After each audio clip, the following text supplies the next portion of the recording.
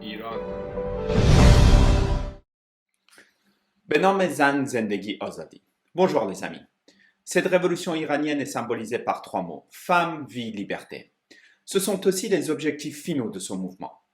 Aujourd'hui, nous allons nous concentrer sur le premier mot, femme. Ensemble, nous allons voir les raisons pour lesquelles elles sont dans les rues, pourquoi elles se sont révoltées et quelles sont leurs conditions de vie actuellement dans cette société iranienne. Pour mieux comprendre la colère des femmes, nous allons faire un voyage dans le temps. On sait que pour les Iraniens, leur culture est très importante. C'est pour ça qu'on va se concentrer sur la mythologie perse et voir le rôle des femmes dans cette philosophie zoroastrienne. Pour répondre à la question pourquoi elles sont dans les rues, on va comparer la vie des femmes entre le règne de la dynastie Pahlavi, la dernière monarchie au pouvoir, et cette république islamique. Quelles discriminations elles ont subies depuis que cette république est au pouvoir? Comment elles ont perdu leur place petit à petit dans cette société? Et avant de se quitter, on va faire le tour des actualités en Iran. تویی عرض تویی زن آزاد منم دیو تویی فتنه تویی مرد آزاد منم این دیگر افسانه نیست ضحاک زمان تویی این دیگر افسانه نیست کاوه آهنگر منم کیست تویی عرض تویی زن آزاد منم دیو تویی فتنه تویی مرد آزاد منم این دیگر افسانه نیست ضحاک زمان تویی این دیگر افسانه نیست کاوه آهنگر منم. Les amis, laissez des commentaires pour que je sache ce que vous avez pensé de ce dessin et qu'est-ce que ça vous inspire.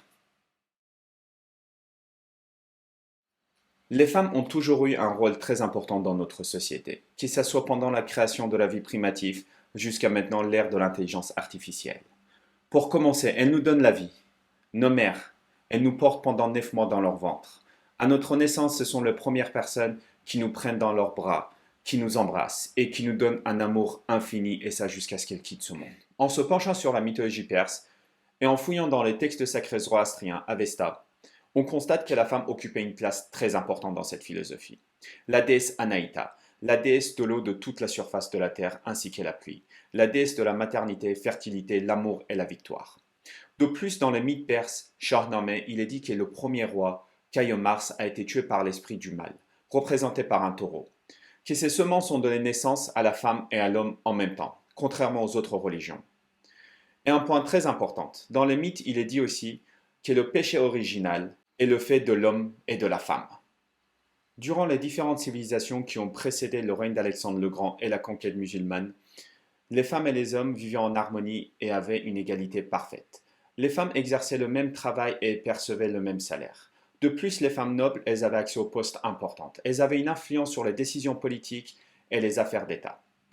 La femme a joué un rôle très important dans les différentes civilisations, type sassanide et hachéménide, dans l'histoire de l'Iran. Malheureusement, les femmes ont perdu leur place petit à petit dans la société et elles ont vu leur liberté se limiter. Ça jusqu'à l'arrivée de la dynastie Pahlavi au pouvoir. Durant la période Pahlavi, il y a eu des changements importants.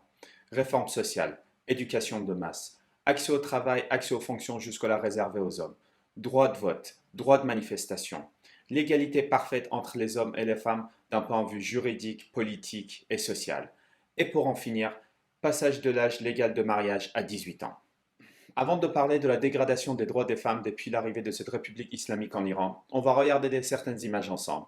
Et dites-moi en commentaire si vous trouvez ces images choquantes ou pas.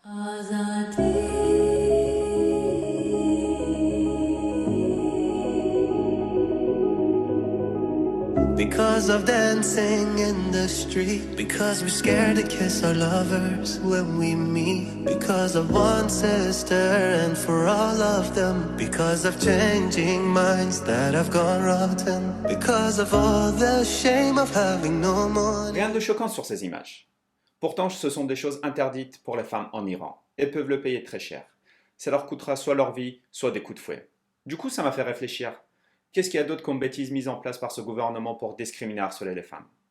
J'ai fait une sélection de top 15, je vous mets le lien dans la description, et nous allons regarder ça ensemble tout de suite. Jetez un coup d'œil sur le site Amnesty International. Il y a un article qui nous parle de la discrimination qu'elles subissent d'un point de vue juridique, politique et social. Les limites fixées aux femmes en matière de mariage, divorce, éducation, accès aux fonctions publiques et accès au travail. Maintenant, on va passer au top 15 des lois les plus absurdes imposées aux Iraniennes. J'en ai sélectionné 3 parmi ces 15. Je vous laisserai le lien dans la description, jetez un coup d'œil, donnez-moi votre avis, laissez des commentaires, ça m'intéresse beaucoup. La première qui m'a choqué, ça concerne les relations sexuelles. Selon le code pénal iranien, si une femme refuse d'avoir des relations sexuelles avec son époux, elle ne se verra pas recevoir de pension alimentaire. Le viol conjugal et les violences au sein d'un foyer ne sont pas, eux, punis par la loi. Quant aux relations sexuelles lesbiennes, elles sont passibles de 100 coups de fouet, et à la 4e récidive, les 2 femmes risquent la peine de mort. Deuxième loi, témoigner. La constitution iranienne affirme que la vie d'une femme ne vaut que la moitié d'un homme. Ainsi, si une femme souhaite témoigner, elle devra être accompagnée de 2 hommes. Et le troisième qui est vraiment marquante, être condamné à mort. En Iran, les petites filles peuvent être condamnées à mort dès l'âge de 9 ans contre 15 pour les garçons. Ainsi, l'Iran est le pays qui compte le plus de mineurs dans le couloir de la mort en 2016.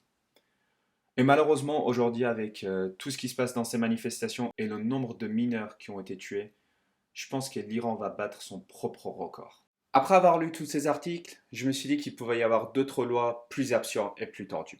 En effet, il en existe. Je vais vous en citer une dernière. En Iran, lorsqu'une femme est condamnée à mort, il vérifie si elle est vierge ou pas. Si elle est vierge, elle est considérée comme étant pure. Si elle est pure, sa place est au paradis. Pour éviter qu'elle aille au paradis, ce gouvernement autorise qu'elle se fasse violer avant l'exécution. Après tout ça, on comprend la colère des femmes, pourquoi elles sont dans les rues et pourquoi elles demandent le départ de ce gouvernement. Des bruits de tirs, des manifestations, des feux de camp, des images de ces dictateurs qui brûlent, des femmes qui chantent et qui dansent dans les rues, des cris de slogans sont devenus le quotidien des Iraniens. De plus en plus de victimes, et parmi ces victimes malheureusement de plus en plus d'enfants. De plus en plus de personnes qui sont arrêtées dont nous n'avons plus de nouvelles. Les femmes célèbres iraniennes qui postent des photos d'elles sans voile, un mouvement qui a commencé par Taraneh Ali Doust. Les sportifs qui refusent de chanter l'hymne national, ça a commencé par l'équipe de beach soccer lors de la finale de la Coupe du Monde. Et ça a été suivi par l'équipe de basket et l'équipe de foot. La championne Parmida Qasemi, qui a retiré son voile sur podium lorsqu'elle recevait sa médaille d'or. Elham Afkari, la sœur de Navid Afkari qui a été tuée pendant les manifestations de 2020. Elle a été arrêtée avec son mari et sa fille de 3 ans. Aujourd'hui, son mari et sa fille ont été relâchés, mais nous n'avons aucune nouvelle d'elle. On ne sait pas si elle est vivante ou elle est morte, et on ne sait pas où elle se retrouve. Dernière nouvelle, 227 députés ont voté l'exécution rapide des manifestants qui se sont fait arrêter depuis le début de cette révolution.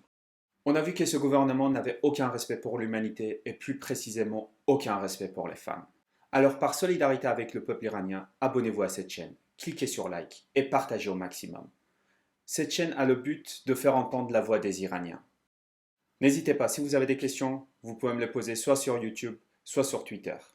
Si vous avez des informations, des photos, des vidéos, faites-les moi parvenir.